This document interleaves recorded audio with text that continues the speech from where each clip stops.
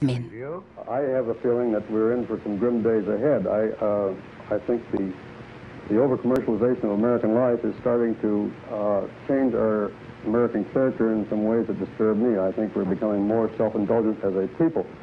And I think to some extent we're being encouraged to be more self-indulgent. Well, that's kind of a grim prophecy. Well, I wish I could be more cheerful. Els crítics de la societat de consum veien els seus defectes, però s'abstenien de proposar una alternativa radical, perquè en aquella època ja existia, a l'altra banda del teló d'acer. A finals dels anys 50, al punt àlgid de la Guerra Freda, encara semblava possible la victòria del comunisme sobre el capitalisme com a sistema polític i econòmic.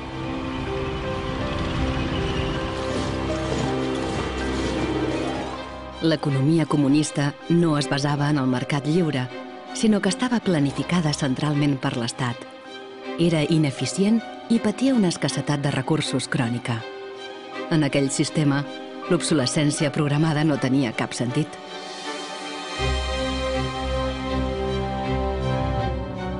A l'antiga Alemanya de l'Est, l'economia comunista més eficient, les regulacions oficials establien que les neveres i les rentadores havien de funcionar 25 anys. Hier, dieser DDR-Kühlschrank, den habe ich 1985 gekauft. Der ist also mindestens 24 Jahre alt. Und die Glühbirne ist ebenso alt, habe ich noch nie ausgewechselt. Die ist also auch schon fast 25 Jahre alt.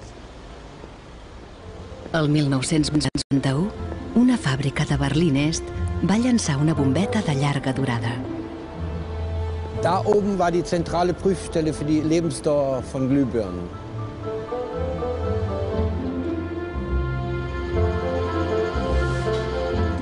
Els responsables de la fàbrica van presentar la nova bombeta en una fira internacional per trobar compradors occidentals.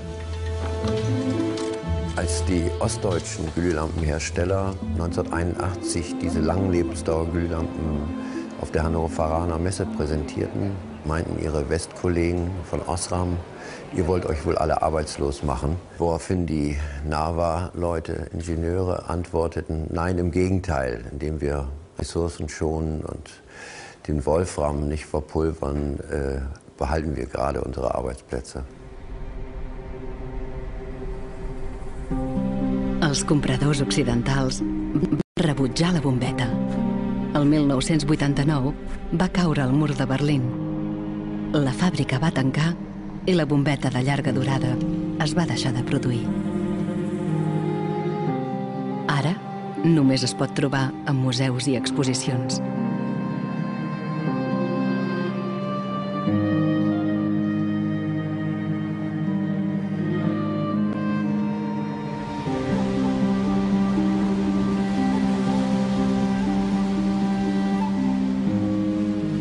Anys després de la caiguda del mur de Berlín, el consumisme està tan arrelat a l'est com a l'oest.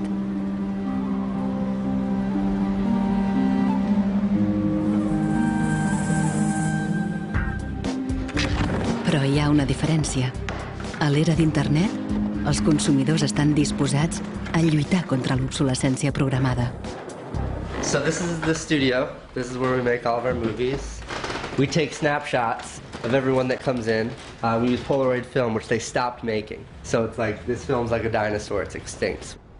We're big VHS fans here. What we do is we dub all movies from DVD to VHS and then we catalog them.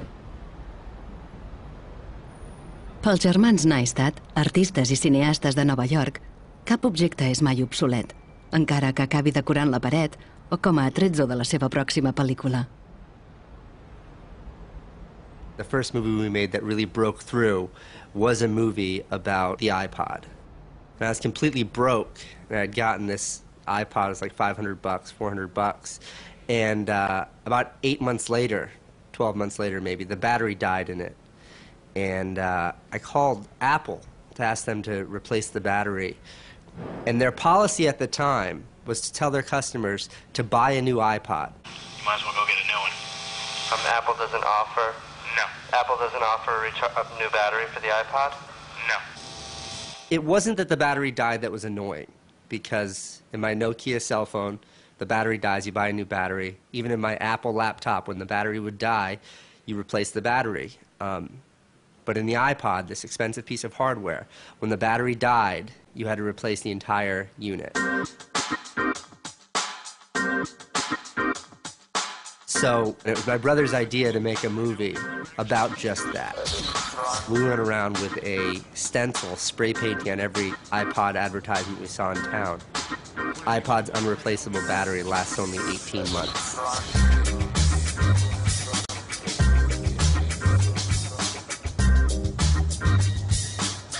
We put the video on our own little site, iPodsDirtySecret.com. In the first month, 6 weeks, it was at 5-6 million views. And the site went absolutely bananas. Una advocada de San Francisco, Elizabeth Pritzker, va sentir a parlar del vídeo i va decidir denunciar Apple per la durada de la bateria de l'iPod. Mig segle després del cas del càrtel, l'obsolescència programada tornava a ser als tribunals.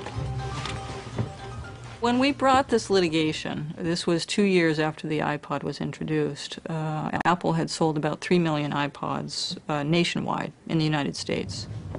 Molts d'aquells iPods tenien problemes amb la bateria i els seus propietaris estaven disposats a anar als tribunals.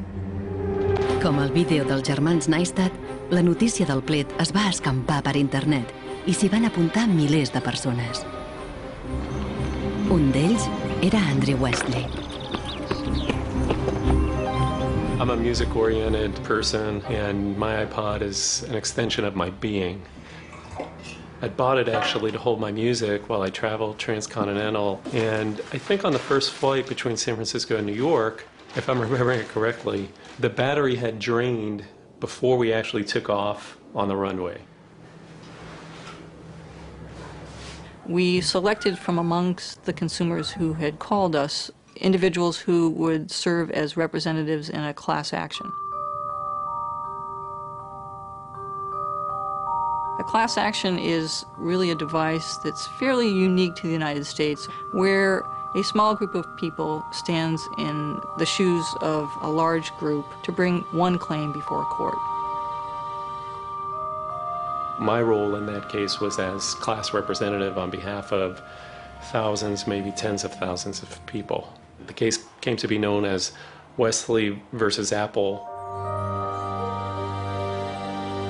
When my friends and family learned that this was a major case, they thought I was, becoming a radical. Here I am going to sue, I was the next Erin Brockovich. Al desembre del 2003, Elizabeth Pritzker va presentar la denúncia al Tribunal del Comtat de San Mateo, a pocs carrers de la seu central d'Apple. We asked Apple for a number of technical documents regarding the battery life in the iPod, and we received a lot of technical data about the battery design, about the testing of the battery, and learned through that discovery that the type of the lithium battery that was contained within this iPod was designed by design to really only have a short period of life. I do think that Apple's development of the iPod was intended to be one of planned obsolescence. El cas no va anar mai a judici. Al cap d'uns quants mesos de tensió, les dues parts van arribar a un acord. Apple va crear un servei de substitució de les bateries i va ampliar la garantia a 2 anys. Els demandants van rebre una compensació. Andrew Westley va acceptar un descompte de $50 per un nou producte Apple. They retained me as a customer. I bought an expensive laptop, and so I couldn't help but think that in the end, really, the benefit of my specific settlement really was Apple's benefit. One thing that really bothers me personally is that Apple really promotes itself as a young, hip, forward-thinking company, and for a company like that not to have a good environmental policy, that allows consumers to return products for proper recycling and disposal is really counterintuitive and counter to their message.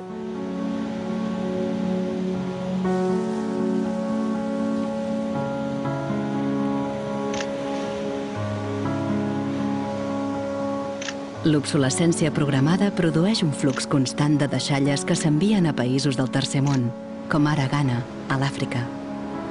It's been between 8 and 9 years now when I noticed that loads and loads of containers were coming to this country with electronic waste. We're talking about end-of-life computers, end-of-life television sets, which nobody wants in the developed countries. Un tractat internacional prohibeix enviar deixalles electròniques al tercer món, però els comerciants fan una trampa molt senzilla. Les declaren com a articles de segona mà. They pack the very good electronic items, usually 10 out of a 40-footer container, in front, and the rest, which is simply junk, behind. So once the custom officials open a container, you would think it's loaded with very good electronic items that are functional and would work almost forever.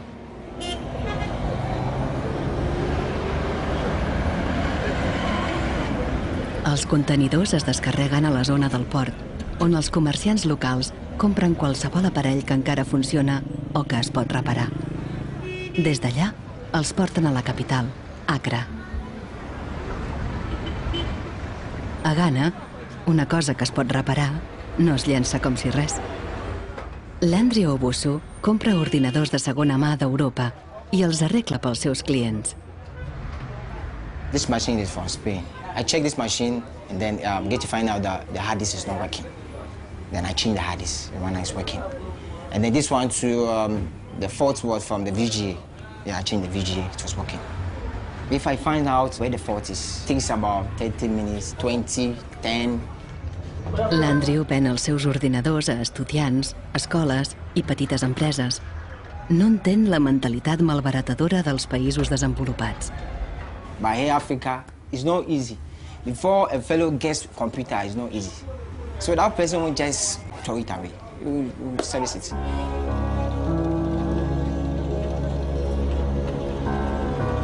Però més d'un 80% de les deixalles electròniques que arriben a Ghana són del tot irreparables i s'abandonen en abocadors de tot el país.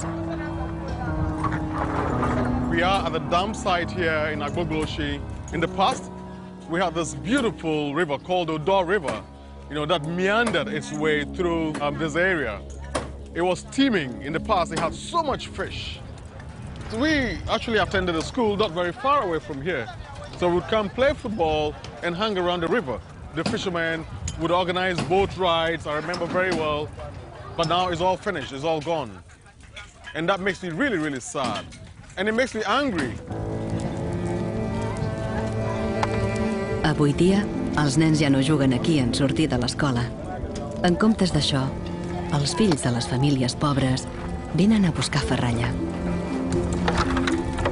Cremen el plàstic que recobreix els cables per recuperar el metall de dins.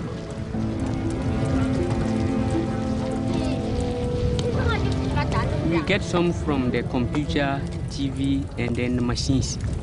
The work is not good. Sometimes we get diseases like coughing. But sometimes with some glass catch, if evening time you can sleep and you stand up. Els nens més petits remouen les restes per trobar qualsevol petit tros de metall que no hagin vist els grans. Els ferrovellers compren aquest metall i el revenen a països en creixement econòmic.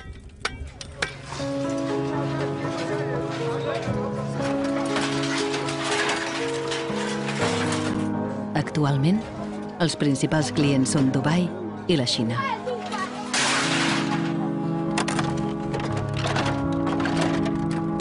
Some of those behind the shipment have said that, well, we're trying to bridge the digital divide between Europe, America, and then the rest of Africa and Ghana, of course. But the reality is that these computers that are sent here simply do not work. There's no point in receiving electronic waste when you cannot deal with it, more so when you did not produce it and your country is being used as a world's trash bin.